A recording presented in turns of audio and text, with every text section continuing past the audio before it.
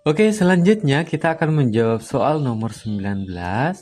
Jadi di sini kita mulai ya, baca ya. Barisan aritmetika U1, U2, U3 yang semua sukunya bilangan bulat memiliki beda 5. Jadi ingat semua sukunya bilangan bulat. Apakah U2025 itu genap? Oke. Putuskan apakah pernyataan 1 dan 2 berikut cukup untuk menjawab pertanyaan tersebut. Oke, pernyataannya di sini udah ada U1 kali U2 itu genap dan U2 kali U4 itu ganjil. Jadi maksudnya di sini adalah kita disuruh mencari pernyataan enggak, kita disuruh menentukan U2 apakah U2025 itu genap dengan menggunakan pernyataan-pernyataan yang ini. Oke. Nah, sekarang karena di sini kita udah punya U2025, ya, perhatikan di sini udah ada U2025, maka kita tinggal pakai nanti rumus UN untuk barisan aritmetika. Karena di sini juga ada bedanya, ya kan? Oke.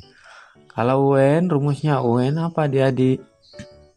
A ditambah N kurang 1 dikali beda. Oke. Nah, berarti nanti kita akan pakai ini untuk menentukan U2025 nya kenapa atau enggak. Oke. Kita ke slide berikutnya aja. Oke, kita tulis ulang. U2025 pakai rumus UN gimana adik-adik? Kita tulis aja ya. Dulu deh, A ditambah N dikurang 1 kali beda. Ya kan? Oke. Kita tulis. Nah, sekarang 2025-nya berapa? A-nya berapa tadi? A-nya adalah U1 ditambah N-nya berapa? 2025 dikurangi 1 dikali bedanya berapa tadi? Bedanya adalah 5 ya. Oke, bedanya 5. U1 ditambah 2024 kali 5 berapa? Ya, intinya hasilnya genap atau ganjil. Nah, 2024 kali 5 itu genap ya, karena di sini 4 kali 5 satuannya kali 5, berarti nanti hasilnya 0. Apa satuannya 0, sehingga pasti genap. Ya, belakangnya 0 pasti genap. Oke, U1 ternyata ditentukan. KU 2025 ternyata ditentukan sama U1 ya. Berarti kita tinggal cari U1-nya berapa adik-adik. Oke, kita udah punya pernyataan yang 1 dan 2. Pernyataan 1 itu apa? U1 kali U2 itu genap. U1 kali U2 itu genap. Oke. Nah, ingat adik-adik, kalau dua bilangan akan menghasilkan bilangan genap kalau genap dikali genap ya kan. Jadi kedua bilangan kalau dikali akan menghasilkan bilangan genap kalau genap dikali genap, kalau apalagi ganjil dikali genap, kemudian genap dikali ganjil. Jadi ternyata ada 3 kemungkinan adik-adik. U1 kali 2 U genap itu akan menghasilkan 3 kemungkinan.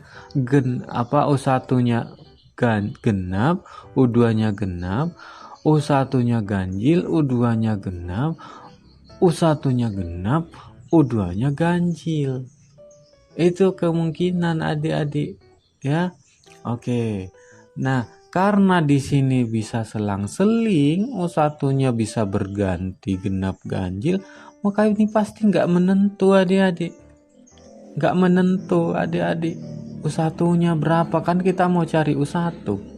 sehingga U1-nya pasti ada dua kemungkinan, sehingga kita tidak cukup untuk menjawab ini, ya. Iya, karena ada dua kemungkinan, gak menentu. Contoh barisannya gimana? Contoh barisannya kita mulai dari 1D, ya. 1, kan gak ditentukan tuh U1-nya berapa. U1-nya adalah genap, ganjil misalnya ya. Ganjil. Terus U2-nya berapa? 1, bedanya 5, berarti 6 kan? Oke. Kalau U2-nya U1-nya genap, misalnya 2. Bedanya berapa? 5, 7. Iya kan? Iya kan?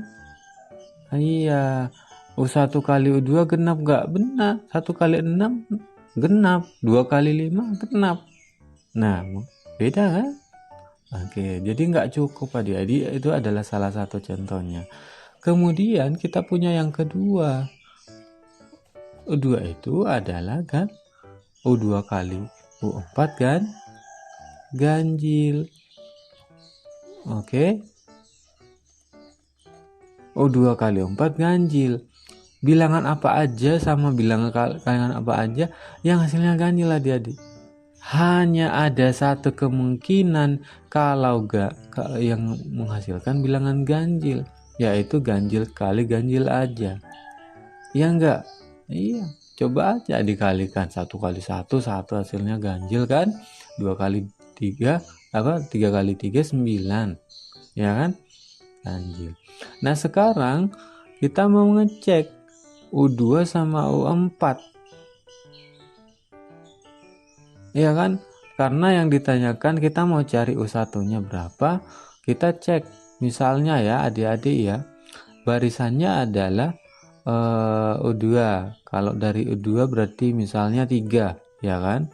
Ini U2, ya kan? Kemudian U1-nya berapa adik-adik? Bedanya 5. Atau diatasin dikit deh. 7. U2-nya 7. Berarti U1-nya 2. Oke. U3-nya 12 karena bedanya 5, 7 tambah 5 12. Nah, perhatikan di sini adik-adik. Kalau U2-nya ganjil, U4-nya ganjil enggak? 12 tambah 7 5 berapa? Oh, 17. Ya kan? Oke ya. Ini ganjil sama ganjil ya. Nah, perhatikan di sini U1-nya berapa? Genap atau genap atau ganjil? Genap. Berarti dari sini ternyata kita udah tahu U2025-nya itu ini kan tadi U1 berapa? U1-nya itu genap. Ya kan? Ditambah genap asal menghasilkan bilangan genap. Ya kan? Gitu ya. Nah, yang tadi itu nggak cukup. Kenapa? Ada dua kemungkinan. U1-nya bisa genap dan U1-nya bisa juga ganjil. Sementara yang pernyataan 2 ini kita bisa menentukan hanya satu aja. U1-nya pasti genap. Oke? Oke, cukup panjang ya adik-adik. Yang penting adik-adik mengerti dan jelas.